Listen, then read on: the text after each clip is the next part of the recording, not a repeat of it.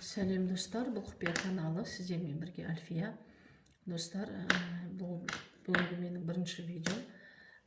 Сіздермен кішкене қолым босағасын, сіздермен осы техниканы, керемет техниканы бөліскелі отырмын. Бұл техника кімдерге жасауға болады? Бұл техника өте бір қиын жағдайға тап болған адамдарға жасауға болады. Басы шырмалып, бұл жағдайдан құтыла алмай жүрген адамдар жасаса, бұл техниканы өте керемет шешімі табылады міндетті түрде. Достар, бұл техника айға байланысты емес, растущая луна, новолуние дегендерге вообще байланысты емес. Бұны любой кезде жасай бересіңіз. Бір қиыншылыққа тап болып, қатты шырмалып шыға алмай жатсаңыз, бұл техниканы міндетті түрде жасасаңыз, сіздер барлығы жақсы болады, барлығы жақсы, сіздің пайдаңызға қарай шешіледі. Ол үшін достар, бұны бірнеше рет жасауға болады, айына. Бұның шексіз, бұны жасай бересіңіз, шектеу жоқ. Достар, ол үшін бізге мынандай 5-тен басталатын тиын керек. 5 деген саннан басталатын тиын керек. Яғни Қазақстанда бұл 5 теңгелік және 50 теңге. Осындай тиын керек, және сізге осындай свеча керек. Жаңа түрмен тек үлгішін алып отырмын. Мына свечаны парафиновый свеча болса да болады, қандай свеча болса да, восковая, әйтеуір бір свеча тапсаңыз болды. Немесе тортқа арналған свечалар, егер свеча таппай жатырсаңыз, кәдімгі тортқа арналған свечаны осылай бекітесіңіз. Осылай свечаны осылай бекітеміз.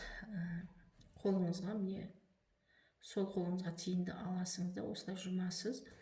Мынаны бүйтіп жақты делік, менде қазір не жоқ, тек түсіндіріп отырмын.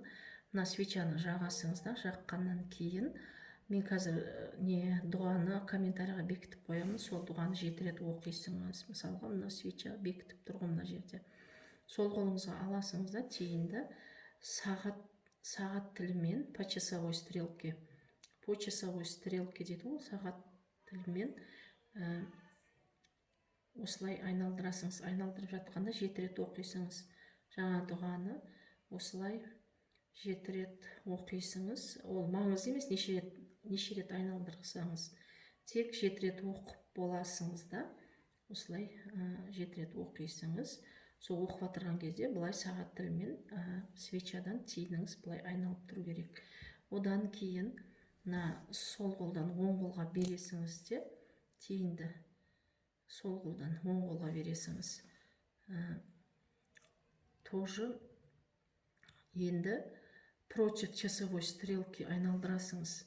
Сағат тіліне қарсы, былай сағат тіліне емес уже, былай против часовой стрелки осылай айналдырып 7 рет дұғаны оқисыңыз. Оқып болғаннан кейін мына свеча өзі мынау жанып біту керек. Сол біткеншен өзі жанып бітеді.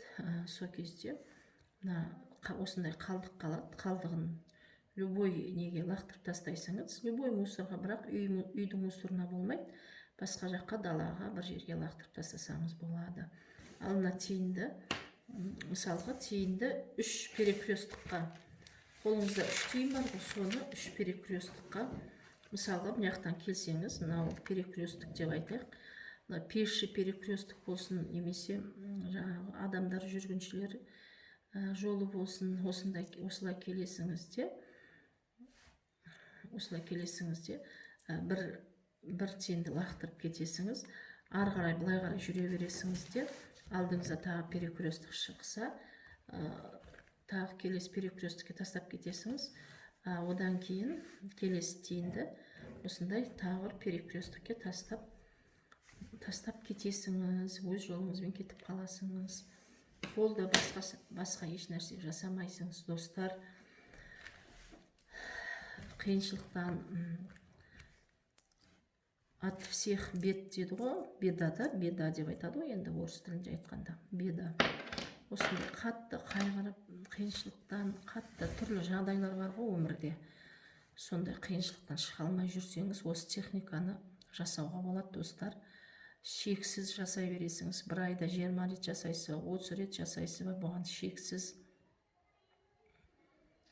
сәттілік достар.